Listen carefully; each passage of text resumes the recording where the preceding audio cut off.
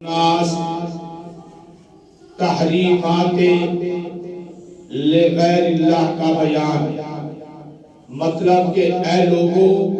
اللہ نے جن چیزوں کو حلال کیا ہے ان کو حلال سمجھ کے کھاؤ،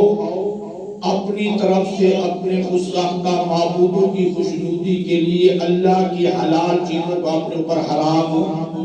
نہ کرو۔ یہ ہے مطلب یا ایھا الناس، اے لوگو، کلوا مما فی الارض حلالا طیبا، کھاؤ زمین کی چیزوں میں سے جو کہ حلال اور پاکیزہ چیزیں ہیں، کھاؤ، غیروں کی خوشنودی کے لیے ان کی طرف منسوب کر کے حرام سمجھ کے نہ چھوڑو بلکہ کھاؤ۔ اس لیے کہ کسی چیز کو حلال کرنا، یہ حرام کرنا، یہ الہ کا کام ہے۔ ایون کہ نبی بھی حلال و حرام نہیں کر سکتا اللہ کے حکم کے بغیر، تو پھر تم اپنی مرضی سے کیسے حلال و حرام کے فیصلے کر سکتے ہو؟ اب جو چیز اللہ نے حلال کی ہے تا قیامت حلال ہے، جو چیز اللہ نے حرام کی ہے وہ تا قیامت حرام ہے۔ اس لیے علت و حرمت کا اختیار کسی کے پاس نہیں ہے، بلکہ نبی کریم صلی اللہ علیہ وسلم کے پاس ایک دفعہ صحابی ہے،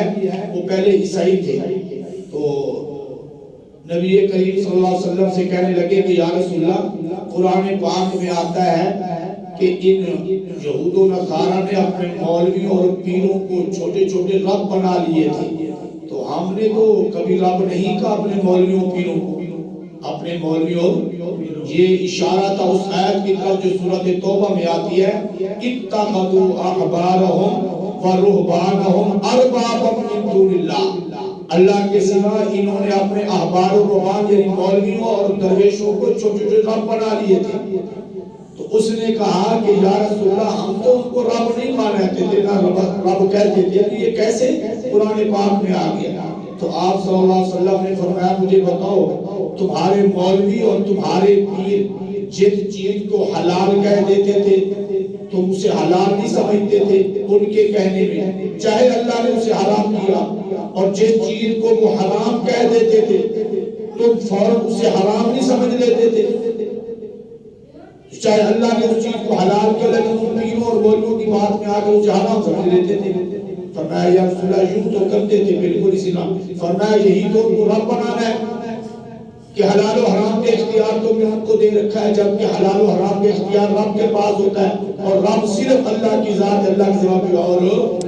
نہیں ہے۔ تو فرمایا کلوا مما فی الارض حلالا طیبا۔ آگے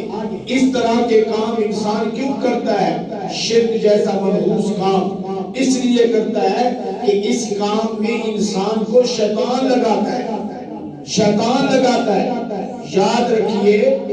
شرک اور بدعت جو ہے نا، یہ شیطان نیکی کے رنگ میں کرواتا ہے۔